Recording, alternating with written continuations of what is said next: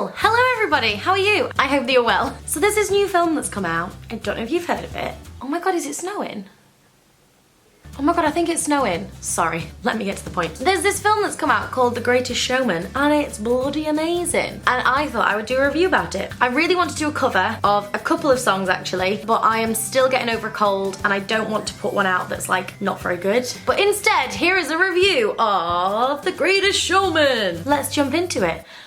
So The Greatest Showman. So when I first saw it, I was like, yeah, I really enjoyed that. But I wasn't like blown away. And then the second time I saw it, I was like, oh my god, I love that. I really, really love it. And then the third time I saw it, I was like, oh my god, I'm obsessed. So that's my journey with it. And I think that if you saw it the first time and you just kind of liked it, you should see it again. That's what I think. And you should also download the album and listen to it on repeat like I have done. I literally like haven't listened to anything else throughout all of January. Just that. I have so many thoughts about the film and I feel like it's going to be quite difficult to say them all because I think there's a lot of stuff been said about it, good and bad. And I have lots of feelings about it, good and bad as well. I absolutely love it. That needs to be like obviously put out there. There are things that I didn't like about it and that's okay, and I'm going to discuss those. If people have said to me like, what did you think of The Greatest Showman? I've very much said I really enjoyed it. There's things I would change about it, but I think if you go in there just like, this is a really light-hearted, exciting film, then I think that that's what you will get out of it. I think if you go in there looking for a true historical representation of P.T. Barnum, then you won't get it and you will be unhappy. But I'll get more to that later. So this is going to be a spoiler-free review. Hope you enjoy it. So the music. The music was written by Pasek and Paul, who obviously wrote for La La Land, Dear Evan Hansen, Edges, which is one of my favourite shows from back in the day. And a lot of people said like, oh well, the music all just sounds like Dear Evan Hansen.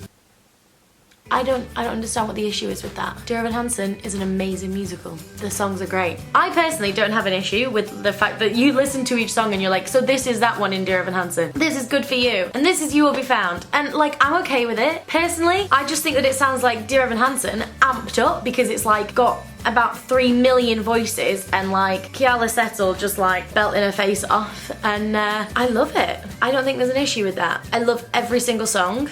Yeah, I think they're all great. So, Never Enough. Lots has been said about Never Enough. Now, I need to say right away, I was discussing with my friends last night, and we were saying, what's your favourite song in the show? And me and Charlotte both said that we think that Never Enough is our favourite song. I love it. I think it's beautiful. I love to sing it. It's just like nice, belty. I don't know, I just love it. I just think it's really nice. But it's probably the song I feel fits least with the film. So, obviously the film is set like back in the day, and the music is quite contemporary. Like Fern was saying, it's kind of like that Baz Luhrmann-y thing with like it being, you know, back in the day, but with contemporary music. And I am fine with that in the rest of the show, but when Jenny sings Never Enough, it feels just so random. Her whole kind of storyline, I understand why it's in the show, in the film. Keep calling it a show, you know. I understand why it's in the film, but I don't know if the way it's told is wrong or her portrayal is wrong. It's not like she did it badly. I don't know. I just don't know. Because she's supposed to be Swedish. They go on about how she's Swedish, but then she's got a British accent, and then she sings in kind of an English/American accent, and then she's supposed to be an opera singer and she sings what can only really be classed as a pop song, and it just all confuses me because I think that they could have done like an operatic song, because it's even in a mezzo range. Like I can sing the song and I am certainly not an opera singer. Do you know what I mean? It just seems weird to me. That's one of the things that I wasn't too keen on. And also, I love Rebecca Ferguson. I thought that she did a great job in the rest of the acting, but I thought the acting of the song, maybe because it isn't actually her voice in the show, it's Lauren Alred singing. I think that's how you say her name. I think because she's not singing, she's got her singing arms. I'm like, chill out. You can just so tell in the way that she uses her arms when she's singing that it's not her singing. That's just my opinion. So, Hugh Jackman and Michelle Williams. Firstly, don't they both just seem like the best people in the entire world? Like the hiccup. Don't they both just seem like the nicest people ever? Like Hugh Jackman just seems like an absolute babe, and Michelle Williams, hello, what a queen. Now, I think that Hugh Jackman really brought it back for me. His Tony Awards performance for The Boy From Oz is probably my favourite Tony Awards performance ever. When he was Peter Allen, I love it. And then in the Les Mis film, I didn't really enjoy him, but then I feel like he's really brought it back for me as like a musical theatre performer. I feel like he was so great in the role. He just had such like a command. I just loved him. And And I know that P.T. Barnum was such a problematic man and he had so many issues and he did such a lot of bad stuff, but at the same time, Hugh Jackman made me literally love him. Yeah, take from that what you will. Michelle Williams, I don't feel really like it was her role. I think that she's an amazing actress, but I don't think that that particular role was right for her. I don't know, maybe that's just like my opinion, and it's not really for any particular reason. I just didn't love her in it. I enjoyed her, and I thought that their chemistry together and their love was like so gorgeous. I loved the kids in the film. I think it's really, really hard in a musical for children to be cute. I find so often that kids in music are a bit precocious, but the kids in this, they just broke my heart. I love them so much. One of my favourite bits is in Come Alive when his daughters are standing at the side like copying the dance. Oh my god, my heart. Oh, I loved it. Zac Efron. So Zac Efron needs to be brought up because we all know that I have had a very, very strong love for Zac Efron since I was about 14. He's probably my longest relationship.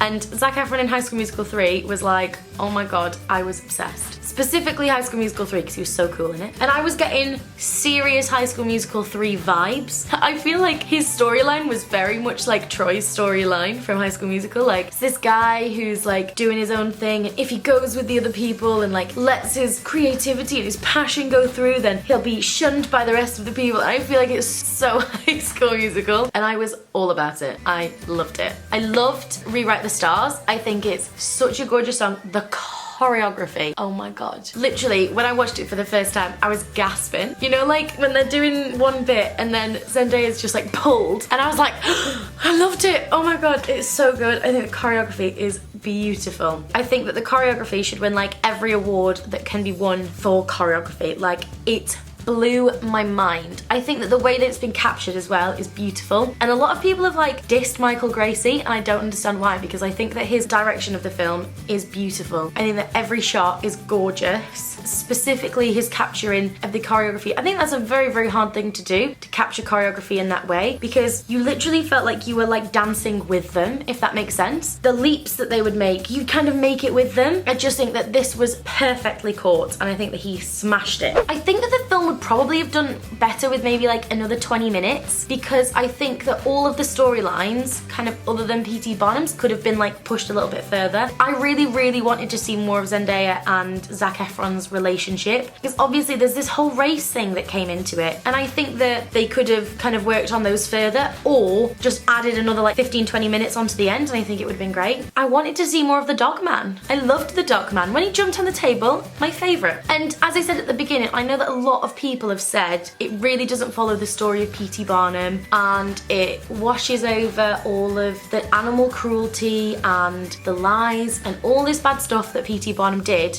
And I understand that it's important that that is shown in cinema. It's a part of history that should be, you know, passed, you know, to other people. But at the same time, I think that the reason I like this film so much, and the way that you should go in to see it, is not going, I'm gonna go and see a history film. You're gonna go and see a musical where people are singing and dancing and they're doing it really, really well. And no, it doesn't tell it exactly as it was, but I personally really don't mind.